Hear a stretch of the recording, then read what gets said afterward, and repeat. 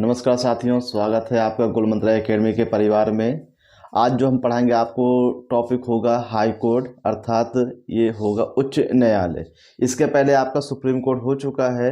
अगर इसको अच्छे से समझना है तो आपको सुप्रीम कोर्ट वाला लेक्चर आपको देखना पड़ेगा। वो 29वें नंबर का है, ये आपका 30वें नंबर का है। दोनों को अगर हम लोग क्या है कंबाइंड करके कंपेयर करके पढ़ेंगे, याद करेंगे तो बहुत ही आसानी से और बहुत ही सहज भाव से हमको याद हो जाएगा। तो चलिए हम स्टार्ट करते हैं। आज जो टॉपिक है आपका ये उच्च न्यायालय। जैसे हमने क्या पढ़ा, सुप्रीम कोर्ट पढ़ा है, तो सुप्रीम कोर्ट वो आप कह सकते हैं संघ का है, तो उसका उल्लेख भाग 5 में किया गया है। ये राज्य स्तर का है तो इसका उल्लेख किया गया है, ये भाग 6 में किया गया है। तो ये आपको ध्यान देना है। तो हम बात करेंगे भारत के जितने भी आपके हाई कोर्ट हैं, तो इनका उल्लेख किस भाग में किया गया है, तो 6 में किया गया है। किस में किया गया है? भाग 6 में किया गया है। अब इनका उल्लेख अनुच्छेद कहाँ से कहाँ तक किया गया है, तो अनुच्छेद जो आपके होंगे 214 से लेके 231। तो 214 से लेके 231 तक क्या है, भारत के जितने भी हाई कोर्ट हैं तो उनका उल्लेख किया गया है। आपको मालूम होना चाहिए कि वर्तमान समय में 25 हाई कोर्ट है। कितने हैं? 25 हाई कोर्ट हैं।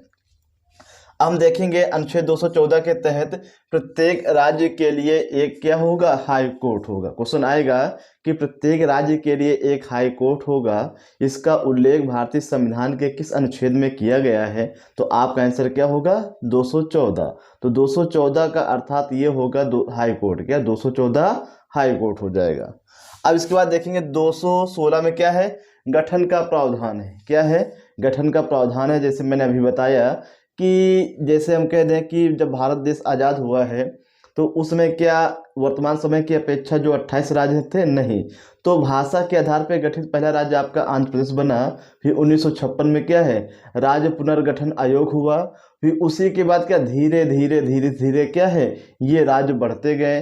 अब हाई कोर्ट की संख्या कम थी तो उसमें फिर अचानक क्या हाई कोर्ट बनाना क्या है, भाई कोई हाई कोर्ट इससे बनाना है उसमें टाइम लगता है, तो इसलिए क्या उसमें ये रखा गया है कि कोई भी जैसे राज्य है, किसी भी, जैसे हम कहते हैं यूपी की जो आपका यूपी का हाई कोर्ट है, तो उसमें किसी भी राज्य का जो हाई कोर्ट एक से अधिक राज्यों का कार्यभार देख सकती है ना। तो ये जो आपका होगा 231 में होगा। क्या होगा? 231 में। इसमें ये होगा कि कोई भी हाई कोर्ट दो या दो से अधिक राज्यों का कार्यभार देख सकती है। 2 या 2 से अधिक राज्यों का कार्यभार देख सकती है। इसका उल्लेख किया गया है 231 में किया गया है। किसमें किया गया है? 231 में किया गया है ना। अगर हम आगे बात करें, कार्यकाल की बात करेंगे, सुप्रीम कोर्ट में मैंने ये पढ़ा है कि वहाँ पे जो कार्यकाल होता है वो 65 वर्ष तक जो है कोई भी जज रह सकता है। तो कहने का मतलब है उसकी रिटायर की सीमा 65 वर्ष है। राज्य में क्या है? 62 वर्ष। ये बहुत पूछा जाता है कि जो सुप्रीम कोर्ट के जो जज होते हैं उनकी रिटायर की सीमा क्या होती है, वो आपकी होती है 65 वर्ष। लेकिन जो राज्य के जो आपके हाई कोर्ट होते हैं, यहाँ के जो जज होते हैं, इनकी रिटायर की सीमा कितनी होती है, ये आपकी होती है 62 वर्ष। तो आपको कंपेयर करके याद करना है, 62 वर्ष हाई कोर्ट में और 65 वर्ष आपका हो जाएगा सुप्रीम कोर्ट। 65 सुप्रीम कोर्ट, 62 कहाँ है? High court. आगे हम देखेंगे कि योग्यता क्या होती है। तो योग्यता को भी हम कंपेयर करेंगे किससे? सुप्रीम कोर्ट से करेंगे। लगभग मिलती जुलती है। जैसे हम कहते हैं वह भारत का नागरिक हो, ये तो कॉमन सी बात है कि वह भारत का क्या हो, नागरिक हो, तभी वो क्या है, जज बन सकता है। अब यहाँ देखेंगे कि दोनों में अंतर क्या है। यहाँ पे जो हम योग्यता बता रहे हैं, ये योग्यता आपकी होगी हाई कोर्ट के मुख्य न्यायाधीश की। किसकी होगी? हाई कोर्ट के मुख्य न्यायाधीश की होगी। अब ये हम देखेंगे कि योग्यता क्या है, भारत के किसी भी हाई कोर्ट में अगर कोई जज 10 साल तक जज रहा हो तो उस व्यक्ति को क्या है, हाई कोर्ट का मुख्य न्यायाधीश बनाया जा सकता है। तो आपको याद रखना है, भारत के किसी भी राज्य में कोई व्यक्ति 10 साल तक क्या है, जज रहा हो, चाहे बिहार में रहा हो, चाहे यूपी में रहा हो, चाहे छत्तीसगढ़ में रहा हो, और उसको अगर हरियाणा का मुख्य न्यायाधीश बनाना है तो क्या होगा, कि सभी राज्यों को मिलाकर 10 वर्ष पूरा हो रहा है, तभी उस व्यक्ति को हरियाणा का मुख्य न्यायाधीश बनाया जा सकता है। तो आपको ये पहली योग्यता ये याद रखना है कि भारत के किसी भी हाई कोर्ट में 10 वर्ष तक क्या है, जज का कार्य किया हो, अर्थात न्यायाधीश का कार्य किया हो, पहली योग्यता है।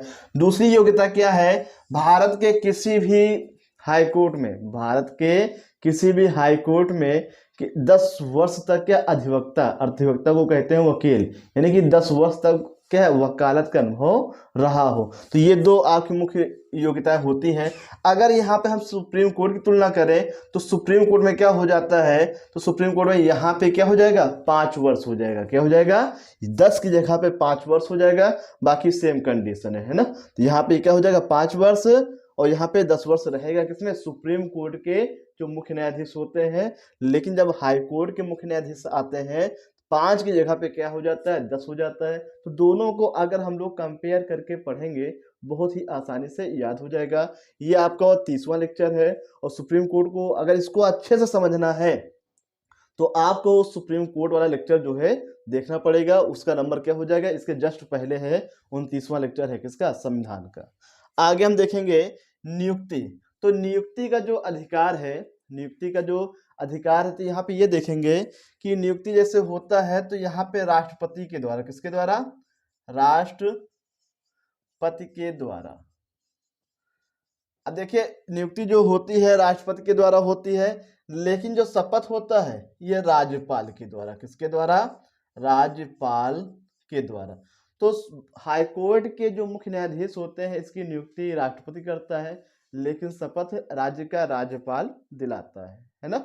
अब यहाँ देखें जब राष्ट्रपति के द्वारा होती है, लेकिन ये अकेले नहीं कर सकता है, तो राष्ट्रपति क्या करता है कि नियुक्ति के समय ये सुप्रीम कोर्ट के न्यायाधीश, सुप्रीम कोर्ट के मुख्य न्यायाधीश से क्या है, सलाह लेगा।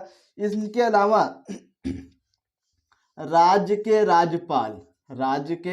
राज्यपाल से परामर्श लेने के बाद तब ये क्या करता है, हाई कोर्ट के मुख्य न्यायाधीश की क्या करता है, नियुक्ति करता है। तो आपको ये याद रखना है कि हाई कोर्ट के मुख्य न्यायाधीश की नियुक्ति कौन करता है, राष्ट्रपति करता है।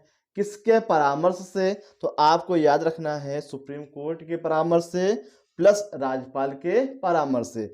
अगर हम बात कर दें यहाँ पे जो हाई कोर्ट के अन्य न्यायाधीश होते हैं, तो एक शब्द यहाँ पे और बढ़ जाएगा, तो वो आपका बढ़ जाएगा हाई कोर्ट का मुख्य न्यायाधीश। तो सुप्रीम कोर्ट के न्यायाधीश राज्यपाल के द्वारा, और हाई कोर्ट के मुख्य न्यायाधीश के द्वारा हाई कोर्ट के अन्य न्यायाधीशों की नियुक्ति कौन करता है, राष्ट्रपति करता है। क्या करता है, राष्ट्रपति करता है। बहुत ही टिपिकल है, थोड़ा समझिएगा कि राष्ट्रपति के द्वारा नियुक्ति की जाती है। और अगर हम बात करें, एक आपका चीफ हो जाएगा और एक आपका क्या हो जाएगा, मुख्य न्यायाधीश, और फिर हो जाएगा अन्य न्यायाधीश। तो एक आपका हो जाएगा मुख्य न्यायाधीश और एक आपका हो जाएगा अन्य न्यायाधीश। मुख्य न्यायाधीश की नियुक्ति करते समय राष्ट्रपति क्या कर सकता है, ये सुप्रीम कोर्ट से सलाह लेता है और राज्यपाल से सलाह लेता है, और इन दोनों से सलाह लेने के बाद जो राष्ट्रपति होता है ये हाई कोर्ट के मुख्य न्यायाधीश की नियुक्ति करता है। लेकिन हाई कोर्ट के जो अन्य न्यायाधीश होते हैं इनकी नियुक्ति की बात आए तो ये दोनों लोग तो रहेंगे ही रहेंगे, इनसे भी परामर्श राष्ट्रपति लेता है, और तब क्या है, अन्य न्यायाधीशों की नियुक्ति राष्ट्रपति के द्वारा करता है। अगर हम बात करते हैं शपथ की, तो शपथ का जो अधिकार है किसके पास है, ये राज्यपाल का। बहुत ही अच्छा क्वेश्चन बनेगा यहाँ पे, नियुक्ति राष्ट्रपति करता है लेकिन शपथ राज्यपाल दिलाता है। स्थानांतरण कौन करता है, ये आपका राष्ट्रपति करता है। कौन करता है, राष्ट्रपति करता है। तो स्थानांतरण करने का कहने का मतलब है कोई आपका जज है उसको ट्रांसफर करना किसी दूसरे राज्य में, ये अधिकार किसके पास होता है, ये अधिकार होता है ये राष्ट्रपति के पास। किसके पास होता है, राष्ट्रपति के पास। अब इसके बाद देखेंगे हटाने के द्वारा। तो हटाने के लिए अगर हम बात करें, जो प्रक्रिया आपकी सुप्रीम कोर्ट में है वही प्रक्रिया आपकी हाई कोर्ट में है। तो ध्यान से देखिएगा, सेम प्रक्रिया, जैसे हटाने का अधिकार किसके पास है, तो जो अधिकार आपका किसके पास है, जो सिस्टम आपको सुप्रीम कोर्ट में हटाने के लिए है सेम वही है। अब देखिए क्या है, होता क्या है कि संसद संसद में क्या करना पड़ेगा, तो वहां पे लोकसभा, लोकसभा और यहाँ पे हो जाएगा राज्यसभा। तो भारत के किसी भी सुप्रीम कोर्ट में, किसी भी हाई कोर्ट में अगर जजों को हटाना है तो नियम यह कहता है कि लोकसभा में, लोकसभा से 100 और राज्यसभा से 50, लोकसभा से 100 राज्यसभा से 50 सदस्यों का समर्थन होना चाहिए। उसके बाद क्या है, राष्ट्रपति की अनुमति से हटा दिया जाएगा। तो आपको यह याद रखना है कि राष्ट्रपति हटाएगा तो जरूर, लेकिन कंडीशन क्या है, जैसे महाभियोग नहीं होता है, महाभियोग तो नहीं कह सकते हैं, लेकिन महाभियोग जैसी प्रक्रिया होती है। क्या होती है कि संसद में जो संसद के जो अंग होते हैं, लोकसभा से 100 सदस्य और राज्यसभा से 50 सदस्यों के द्वारा समर्थन होना चाहिए हटाने के लिए। इसके बाद क्या, राष्ट्रपति अनुमति दे देगा, फिर उस जज को हाई कोर्ट से हटा दिया जाएगा। तो जो हटाने की प्रक्रिया है, फिर से याद रखिएगा, जो सुप्रीम कोर्ट में है वही आपकी कहाँ पे है, ये हाई कोर्ट में। कहाँ पे है, हाई कोर्ट में। आगे हम पढ़ेंगे हाई कोर्ट के जजों की शक्तियां क्या होती हैं, उसको हम बाद में पढ़ेंगे। पहले हम इसको यहाँ ये देख लेते हैं। आपको पता होना चाहिए कि भारत में वर्तमान समय में 8 आपके क्या है, केंद्र शासित प्रदेश हैं और 28 क्या है आपके, ये आपके हैं राज्य हैं। तो हम यहाँ पे उन राज्यों के हाई कोर्ट की लिख रहे हैं जिनका हाई कोर्ट उनके क्या कहते हैं, राजधानी में नहीं है, या फिर उस राज्य का जो हाई कोर्ट है एक से अधिक राज्यों का कार्यभार देखता है। और छोड़े कौन से गए हैं, जो छूट गए हैं तो वो आपको ऐसे याद रखना है, उनका जो हाई कोर्ट है उनकी राजधानी में है और वो केवल अकेले ही कार्यभार देखते हैं। तो यहाँ जैसे देखेंगे यूपी की राजधानी क्या है आपकी, लखनऊ। यूपी की राजधानी क्या है, लखनऊ है। लेकिन यूपी की जो है, यूपी का हाई कोर्ट का मुख्यालय कहाँ पे, प्रयागराज में है। कहाँ पे है, प्रयागराज में है। जबकि इसकी एक खंडपीठ आपके लखनऊ में भी है। कहाँ पे है, इसकी एक खंडपीठ लखनऊ में है। तो यूपी का जो हाई कोर्ट कहाँ पे है आपका, प्रयागराज में। फिर इसके बाद आते हैं छत्तीसगढ़। CHH का मतलब होता है छत्तीसगढ़। इसकी राजधानी है क्या है, रायपुर है। क्या है, रायपुर, जिसका अभी नाम बदल जाएगा, अटल नगर हो जाएगा। तो इसकी राजधानी रायपुर में ना होकर कहाँ पे है, तो इसकी राजधानी क्या है, रायपुर है। लेकिन जो इसका हाई कोर्ट का मुख्यालय कहाँ पे है, बिलासपुर में। कहाँ पे है, बिलासपुर में। फिर आते हैं, तीसरा आता है असम। असम की राजधानी दिसपुर होती है। क्या होती है, दिसपुर होती है। लेकिन जो इसका जो हाई कोर्ट कहाँ पे है, गुवाहाटी है। कहाँ पे है, गुवाहाटी में इसका क्या है, हाई कोर्ट है। अब देखिए यहाँ पे 3 राज्य ये लिखे हैं कि जो असम का हाई कोर्ट गुवाहाटी में है, ये जो हाई कोर्ट है असम का जो कार्यभार देखता है। असम के अलावा नागालैंड, मिजोरम, अरुणाचल प्रदेश। तो असम के अलावा 3 और अन्य राज्यों का कार्यभार देखता है कौन, गुवाहाटी हाई कोर्ट। और ये कहाँ का है, ये असम का है। तो असम के अलावा नागालैंड, मिजोरम, अरुणाचल प्रदेश, तो इन तीनों राज्यों का कार्यभार कौन देखता है, गुवाहाटी ये हाई कोर्ट। क्वेश्चन ये आता है कि मिजोरम राज्य किस हाई कोर्ट के अंतर्गत आता है, मिजोरम राज्य किस हाई कोर्ट के अंतर्गत आता है, नागालैंड किस हाई कोर्ट के अंतर्गत आता है, अरुणाचल प्रदेश किस हाई कोर्ट के अंतर्गत आता है। तो तीनों का आंसर क्या होगा, गुवाहाटी हाई कोर्ट। क्या होगा, गुवाहाटी हाई कोर्ट। इसके बाद हम आते हैं गुजरात में। आपको पता है गुजरात की राजधानी क्या है, गांधीनगर है। क्या है आपकी, गांधीनगर है। और गांधीनगर है, लेकिन इसका जो हाई कोर्ट कहाँ पे है, अहमदाबाद में। कहाँ पे है, अहमदाबाद में।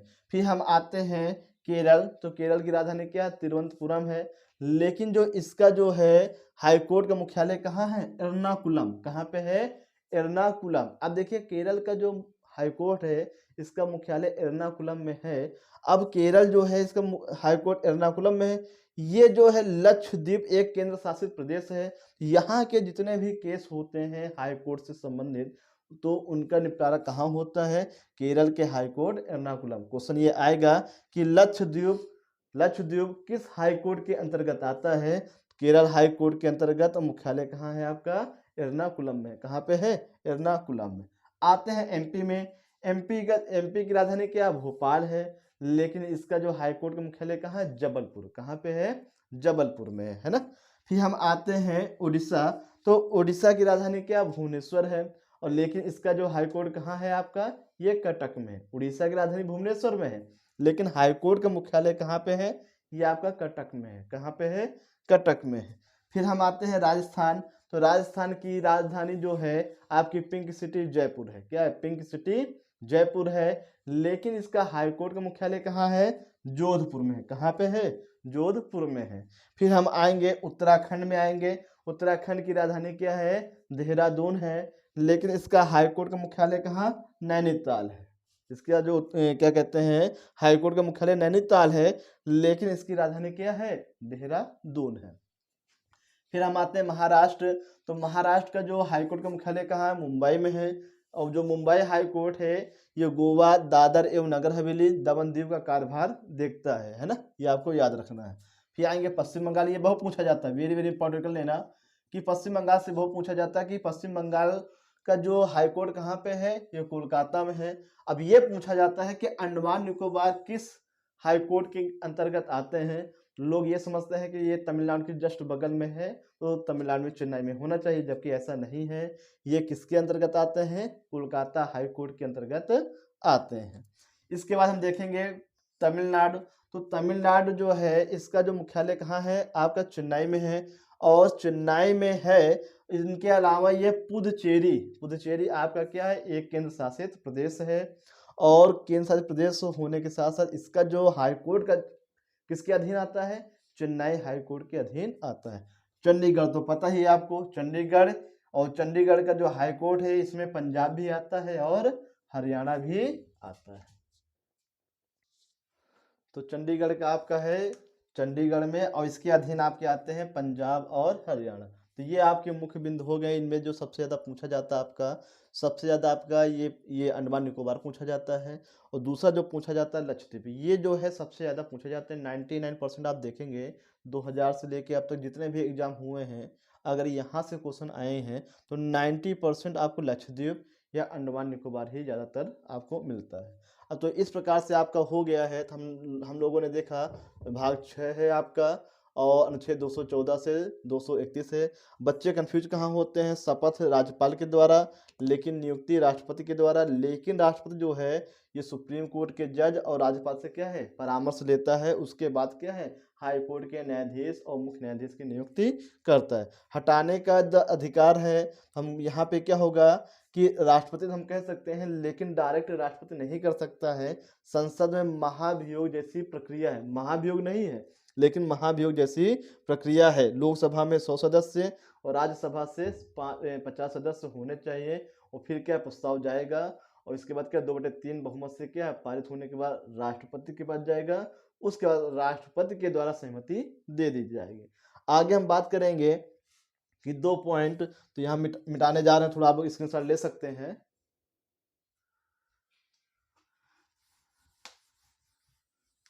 अगर हम जैसे कह दें कि जैसे ये आपका सुप्रीम कोर्ट है, क्या आपका सुप्रीम कोर्ट है, ये आपका हाई कोर्ट, तो यहाँ का कोई जज है, यहाँ का कोई जज है, ये भी आपका रिटायर है और ये भी आपका क्या है, रिटायर है ना।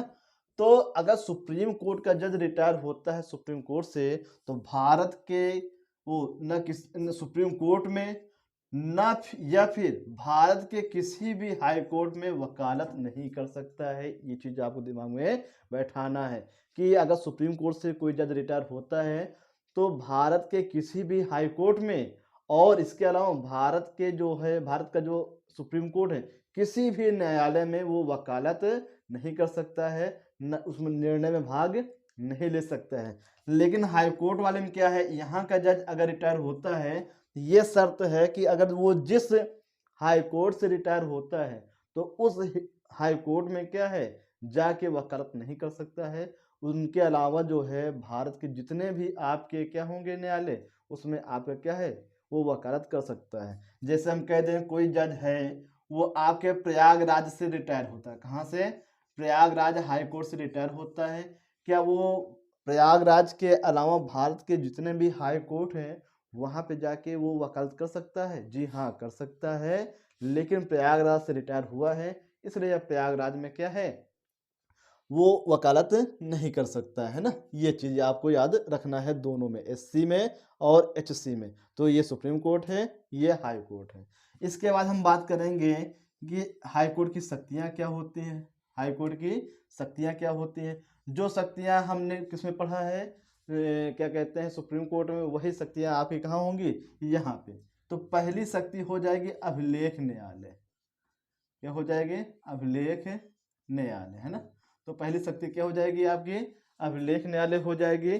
तो यहाँ पे ये देखना पड़ेगा, अभिलेख न्यायालय में ये होता है कि जैसे हम कह दें कोई निर्णय, है ना, तो कोई निर्णय जो है आपके हाई कोर्ट के द्वारा दिया जाता है। किसके द्वारा? हाई कोर्ट के द्वारा दिया जाता है।